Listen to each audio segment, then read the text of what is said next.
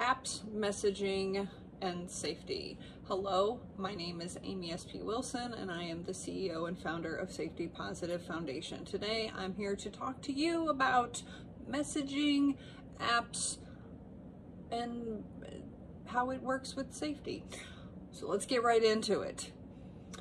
First and foremost, messaging is probably the thing I'm going to talk about first, because you get people who may not know about you, and that's one of the things I think I like about a lot of the messaging platforms. If you're not already friends with them, it gets sent to a different area. So you're like, wait a minute, do I need to be checking this person or not? And it sort of helps to filter that. Now, you might make a friend with, somebody, not getting the full details. They start messaging you. It starts getting kind of where they're being really nice. They agree with everything you say. That is a red flag. And then they start asking for money. Big red flag on there. So we want you to definitely be safe in your messaging people, chatting people up, and also, advise to not be sending personal information in a majority of platforms. Now, there are two apps that we recommend that are way more secure, and one is called Signal, and it is very secure app. There is also a app that is called CyberDust, or you can look it up as Dust, is what we were told. And that is, both of those are on Apple and Android, or Google Play.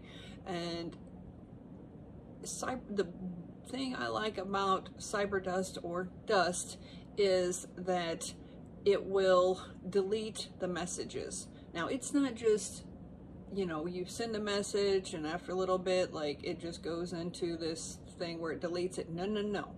It's not the way that Dust works. It deletes it off the internet completely. Like, it makes it cyber dust, where you cannot search it. It is gone forever.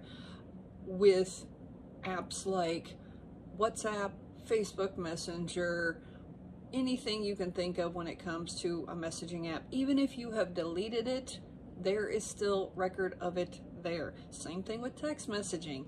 There you can pull it back up and be able to find it. So excuse me. Now, we're not saying this as a way to fearmonger, but I do want you to keep in mind that if somebody that you don't know that well is trying to send you to one of these apps, keep in mind of, do they have good intentions or bad intentions? And because as much as we want to use these apps for our good intentions, there are people out there in the world who have bad intentions. One of our community members noted this, and so I want to make sure that it is conveyed, because there's good and bad in everything in this world. Now, when it comes to apps, they're just like little mini websites, but you got an app, boom, there it is. One of the major discussions we got into when it comes to this topic was discussing the cookies. Now, you go to some websites, whether it's Safari, and it'll say, do you accept all cookies? Cookies are a way to monitor what you are doing on that website, on that app. Now, it can be helpful. Again, we go back to the good and evil here. I have found for myself that, for example, Facebook, it has sent me all sorts of different safety stuff, which is bonus for me, because it's sending me stuff when it comes to the personal safety world that I have not heard about. And I'm like, yes, love it. Let's, I want to learn more about this program, that program. It's super beneficial. And I don't know if you've ever had, a moment where you've been having a conversation with somebody, maybe you're talking over the phone, and then you go into TikTok. TikTok does this a lot to me. where all of a sudden I start seeing content based off of my conversation. For example, I had a conversation about vanilla ice, and next time I went into TikTok, bam, I learned about vanilla ice. I was like, wait a minute, that's crazy. But it's because you have accepted said cookies.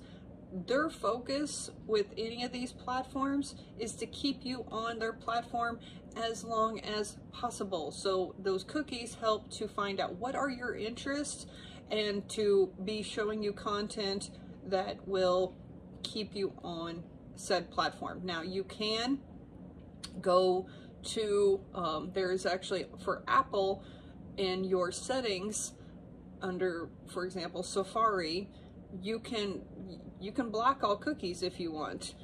Now, or you can delete your search history, a few different combinations there.